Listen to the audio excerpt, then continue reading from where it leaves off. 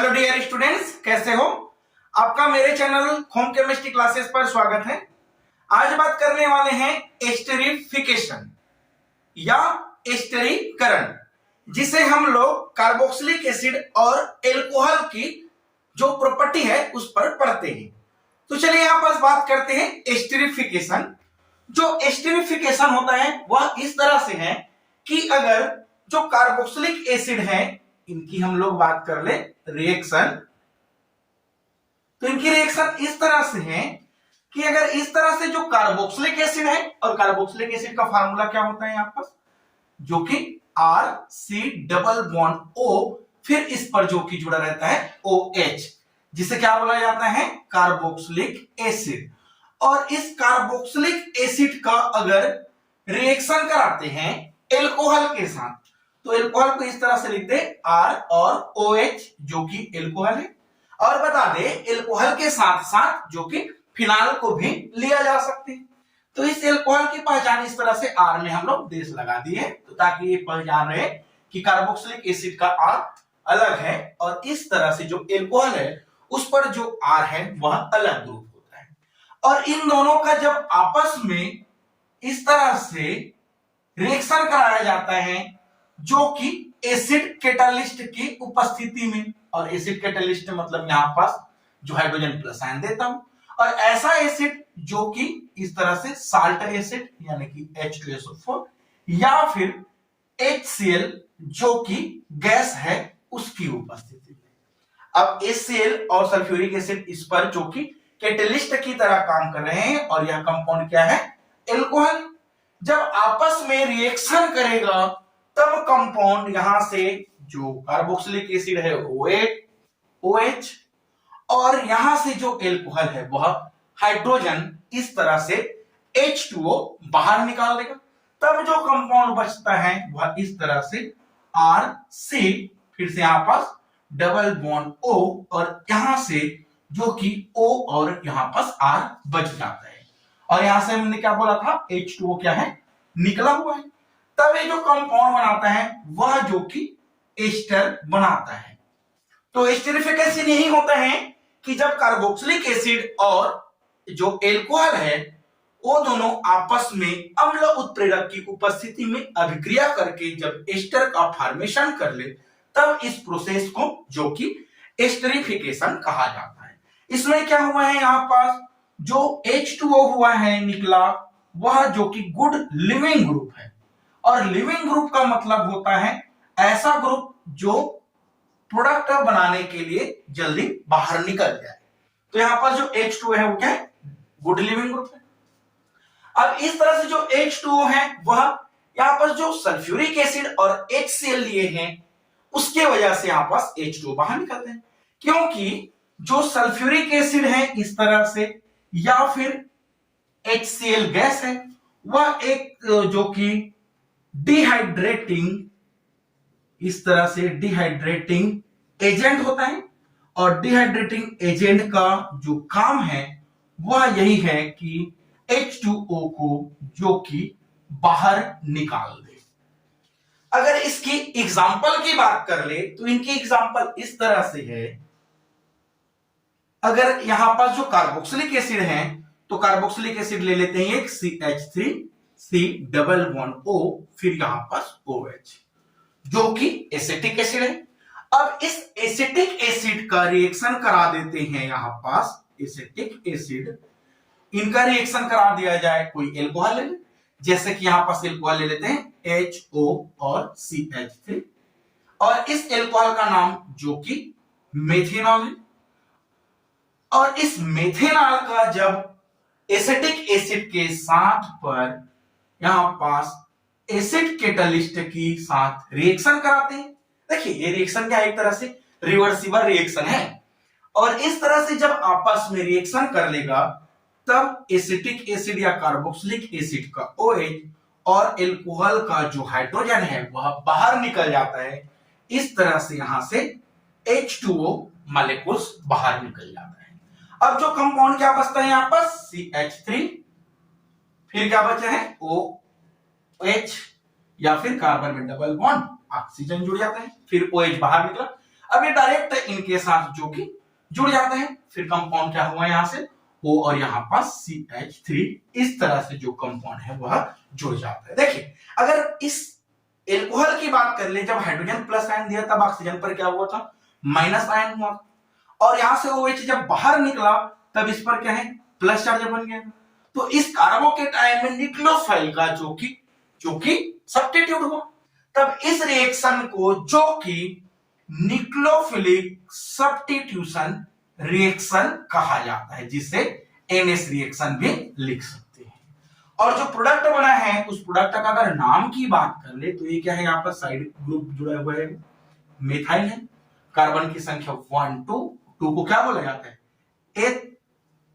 Ethanoate. तो इस तरह से यहां पर जो मेथिल एथेनोएट एस्टर का फॉर्मेशन कर लेता है।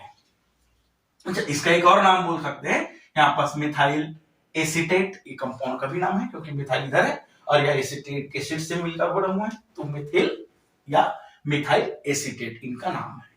चलिए, इसकी जो इंपॉर्टेंस है वह यह है कि आखिर इसकी मैकेनिज्म होता कैसे है। जो इनकी मैकेनिज्म है वह पॉइंट आप एग्जाम के बेस पर बहुत ही इंपॉर्टेंस हो जाता है। तो चलिए इनकी मैकेनिज्म की बात कर ले, तो इनकी मैकेनिज्म इस तरह से है कि सबसे पहले यहां पास हमने क्या लिया है, एसिड कैटलिस्ट लिए हैं, और एसिड कैटलिस्ट की बात कर ले तो इस तरह से मान लो सल्फ्यूरिक एसिड को ले लेते हैं, और इस सल्फ्यूरिक एसिड को जब आयनाइजेशन किया जाए तब क्या करता है, हाइड्रोजन प्लस आयन बाहर निकाल देता है और HSO4 माइनस आयन बच जाता है। यहां से हाइड्रोजन प्लस आयन जो कि एसिड ने दे दिया है, अब यही हाइड्रोजन प्लस आयन क्या करेगा, कार्बोक्सिलिक एसिड के साथ जुड़ेगा। कार्बोक्सिलिक एसिड यहां पर एग्जांपल क्या लिए हम लोग, CH3C डबल बॉन्ड O, फिर O और इस तरह से H, कार्बोक्सिलिक एसिड है। बस इस कार्बोक्सिलिक एसिड के साथ में हाइड्रोजन प्लस आयन का रिएक्शन करा दे। अब देखिए हाइड्रोजन प्लस आयन यानी कि इस पर क्या है, इलेक्ट्रॉन की कमी है। अब इलेक्ट्रॉन की जब कमी है तो वह किसके साथ रिएक्शन करेगा, जिस पर इलेक्ट्रॉन अधिक हो। इसमें अगर देखा जाए तो इस कार्बोक्सिलिक एसिड की ये जो कार्बोनिल ग्रुप है यहां पास, इस कार्बोनिल के ग्रुप के कार्बन पर लोन पेयर ऑफ इलेक्ट्रॉन है, यानी कि कार्बोनिल ग्रुप जो है इस पर इलेक्ट्रॉन कार्बन पर कमी है, या कार्बन अपना बैलेंस कंप्लीट कर लिया है और ऑक्सीजन पर इलेक्ट्रॉन अधिक है। तब क्या करेगा, यह हाइड्रोजन प्लस आयन इस कार्बन के साथ अटैक कर लेगा, तब उस ऑक्सीजन पर जो कि जुड़ जाएगा, तब कंपाउंड यहां से CH3C डबल बॉन्ड O और इसके साथ H इस तरह से जुड़ जाता है, और इस ऑक्सीजन पर प्लस चार्ज लग जाता है, और यहां पर जो O और H बचा हुआ है वह इस तरह से, देखिए ऑक्सीजन पर नहीं, हाइड्रोजन पर प्लस चार्ज आ चुका है। अब क्या करेगा, अगर इस तरह से जो कंपाउंड बना हुआ है वह एल्कोहल के साथ में रिएक्शन करने के लिए क्या करेगा, अनस्टेबल है, वह स्टेबल होने की कोशिश कैसे करेगा कि यहां से जो लोन पेयर ऑफ इलेक्ट्रॉन है ऑक्सीजन की ओर चला जाता है, तब ऑक्सीजन पर क्या हो गया, पार्शियल नेगेटिव चार्ज, हाइड्रोजन पर क्या है, पार्शियल पॉजिटिव चार्ज। तब ऑक्सीजन और हाइड्रोजन इस तरह से CH3C डबल बॉन्ड O और H, यहां से बॉन्ड क्या हो, ब्रेक हो, ऑक्सीजन पर वो माइनस चार्ज, अब ऑक्सीजन पर माइनस चार्ज, हाइड्रोजन पर प्लस चार्ज, न्यूट्रल हो गया। लेकिन इस कार्बन पर आ गए हैं यहां पर प्लस चार्ज। अब कार्बन पर जब प्लस चार्ज आया है तब क्या होगा, इस कार्बन का जो प्लस चार्ज कार्बन में आया हुआ है, यानी कि यह कंपाउंड किसकी तरह बिहेवियर कर रहा है, कार्बोकेट आयन की तरह बिहेवियर कर रहा है।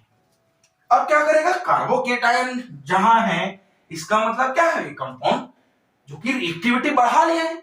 अब एक्टिविटी बढ़ाया तब आता है यहां से यह एल्कोहल।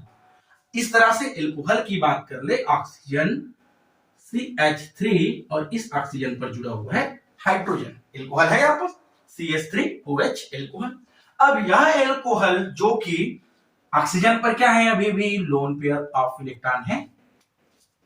अब बस यही लोन पेयर ऑफ इलेक्ट्रॉन जो है वह कार्बन पर अटैक कर लिया और जस्ट कार्बन पर अटैक करके कंपाउंड इस तरह से बना लेता है CH3, यहां पास आता है O और H। फिर इसके नीचे में यह OH को लिख दे, ये लो O और H। अच्छा, इस OH को चाहो तो इस तरह से OH लिख दो, और इस कार्बन पर आया था प्लस चार्ज, यहां से आ गया O और CH3, और इसी ऑक्सीजन पर इस तरह से हाइड्रोजन भी आ चुका है। अब जब ऑक्सीजन का lone pair of electron carbon में आया तो एक इलेक्ट्रॉन तो बैलेंस हो गए, लेकिन उसके बाद भी इस ऑक्सीजन पर पॉजिटिव चार्ज आ जाता है। अब क्या करेगा, हमें पता है कि जब कार्बन पर हाइड्रोक्सी ग्रुप दो बार हो तो कार्बन पर दो बार हाइड्रोक्सिल समूह अपने आप में कार्बन को बर्दाश्त नहीं होता है, इसलिए वह कार्बन या वह हाइड्रोक्सिल समूह H2O को बाहर निकाल देते हैं। तो चाहो तो H2O यहां से डायरेक्ट बाहर निकाल दो, या फिर यहां पास हम लोग इसे डिहाइड्रेटिंग करने की कोशिश करते हैं, या फिर एक और बात कर ले, H+ ट्रांसफर करते हैं, यहां से हाइड्रोजन ट्रांसफर करने की कोशिश करें। कैसे हाइड्रोजन ट्रांसफर करें, अगर यहां से हाइड्रोजन प्लस आयन निकाल दे और इस इलेक्ट्रॉन को इस ऑक्सीजन को दे दे, तब ये ऑक्सीजन भी तो कंप्लीट हो जाएगा, क्योंकि भैया ऑक्सीजन को भी तो अपने आप में हाइड्रोजन जो प्लस आयन है वह बर्दाश्त नहीं होता है, और H2O वो नहीं निकालना है यहां से। तब यह हाइड्रोजन प्लस आयन इस H2O बना लिया, OH ले लिया, तब यह कंपाउंड बना CH3COH, यहां पास आ गया O, और यहां से चार्ज खत्म हो गया है, और बना यहां से CH3, और इस साइड जुड़ा हुआ है O, और डबल हाइड्रोजन आकर इस तरह से कंपाउंड बना दिया। अब इसमें क्या हुआ कि जो हाइड्रोजन प्लस आयन आया है, इस वजह से यहां पास क्या हो गया, प्लस आयन हो गया। अब क्या करेगा कि यहां से H2O जो कि सब्स्टिट्यूट होगा। कैसे सब्स्टिट्यूट होगा कि अगर इस हाइड्रोजन की बात कर ले तो हाइड्रोजन को इस तरह से लिख दे। देखिए होगा इस तरह से होने वाला है कि सबसे पहले तो यह जब H2 बाहर निकलेगा, कैसे, यहां पास है फिर से लोन पेयर ऑफ इलेक्ट्रॉन, इस लोन पेयर ऑफ इलेक्ट्रॉन को इधर दे दिया, इस कार्बन ऑक्सीजन के बीच में पाई बनवा दिया है, तब ये कार्बन अपने आप को बैलेंस करने के लिए क्या है, दो अभी 4 इलेक्ट्रॉन बॉन्ड है, एक बॉन्ड आया 5 हो गए, तब जस्ट यहां से H2O को बाहर निकाल देता है, और जो कंपाउंड है वह इस तरह से बना लेता है CH3COH, और यहां से आता है O, और यहां पास CH3, इस तरह से कंपाउंड बना लेता है। अब यहां से हाइड्रोजन H2O प्लस आयन तो बाहर निकल चुका है।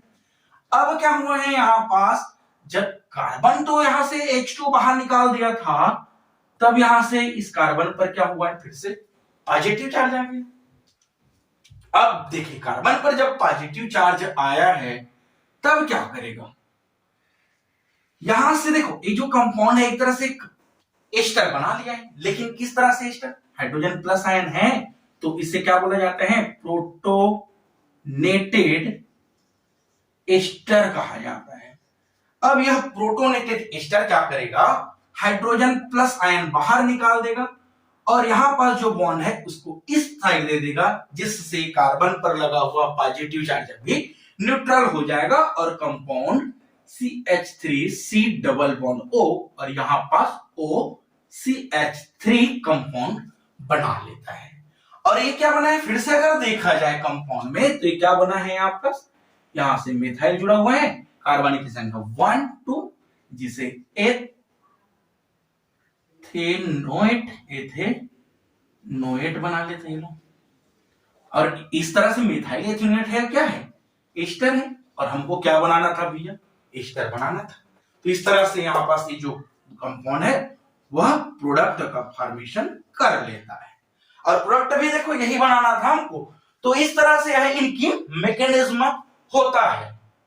क्या कहें हमने इस पर कि सबसे पहले अगर कार्बोक्सिलिक एसिड जो है एल्कोहल हो या फिनॉल हो, उसके साथ पर एसिड कैटालिस्ट सल्फ्यूरिक एसिड हो या फिर HCl गैस की उपस्थिति में अभिक्रिया करने से H2O बाहर निकलता है और एस्टर का फॉर्मेशन करता है, तब इसी एस्टर का फॉर्मेशन करने की जो प्रोसेस है उसको एस्टरिफिकेशन कहा जाता है। और ये इनकी सारी मैकेनिज्म होता है। तो यह तो बहुत ही इंपॉर्टेंट टॉपिक रहा है, तो उसको स्क्रीनशॉट ले लेंगे और मिलते हैं नेक्स्ट लेक्चर के साथ। Thank you.